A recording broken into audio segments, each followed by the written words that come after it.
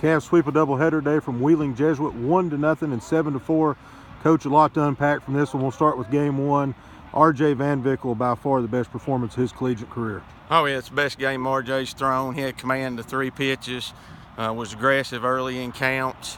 I really thought hostile crowd, their home game. He really had good composure, stayed ahead. Can't say enough about the job R.J. did today. How about that 5th inning? It allows a leadoff double. Balk moves him to third. Man on third, nobody out in a 1-0 game, and he strikes out the next 3 batters. Yeah, that was probably the game right there as far as them tying it. I didn't see the balk, but I was wanting RJ to get past it. We couldn't do anything about it. I thought he did a good job of moving past that and going ahead with the game and not letting that bog him down. And I think, probably a year ago that would have bothered him a little bit, but he towed it back up and went right at those next 2 guys and did what he needed to do. Not a lot of opportunities offensively there in game one, but the one chance you did, you took advantage of it. They made an error, and Jordan Turner comes through with a big sacrifice fly for the only run of the game. He did. He had struggled. I think he had a strikeout or 2 before that, and he went in there and made contact. Probably the bat in that inning, I thought, was the 3-2. We put the guy in motion. I think it was Blom, and Tristan was able to hit backside, and that got him over to third, and then we were able to cash him in.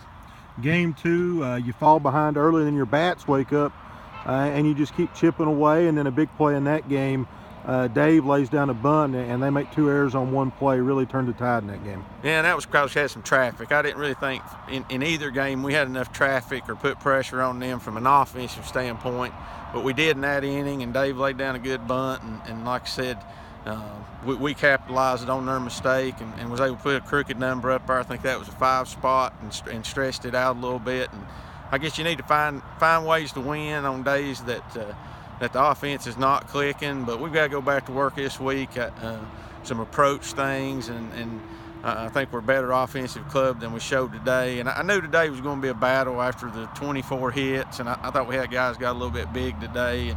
But it was good to find a way to win 2 games like we did today. They were hard-earned victories. How about your bullpen there in game 2, and specifically Nate Thompson being able to close it out there down the stretch? And he was running on fumes, I felt like, there at the end. He was, and we saw that Jake didn't really have it early, but he was able to hang in there and give us 2.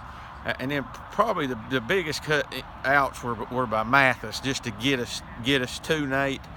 He did give up the solo home run there, but he gave us enough outs to get to Nate. And then we did extend Nate a little bit. He was probably tired there in the 7th, but he gutted it out, got 2 big outs. And, Jordan Turner, who hadn't had a great day at the plate, made, I thought, 2 really good defensive plays there in the bottom of the 7th. And it was good to see Nate go out there and get extended and do well. Coach, last question for you about these games today. Brett Yates, couple hits. One of those was 150th of his career. Somebody that's been around this program as long as you have. Talk about that milestone and that young man and what he's meant to this program. Couldn't happen for a finer individual. Just a class act all the way around, off the field, on the field. He's a leader.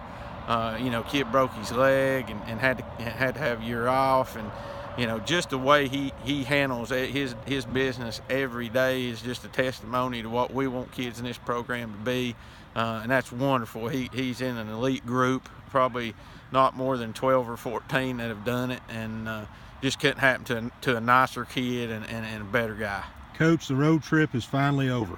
You're going home.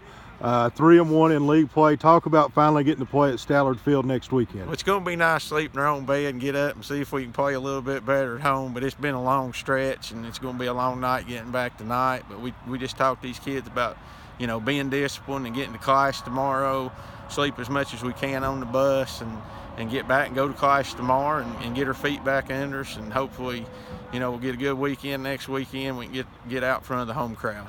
Coach, congratulations on the victories and a safe trip back home. Darryl, thanks for coming, and as always, you do a great job. Thank you.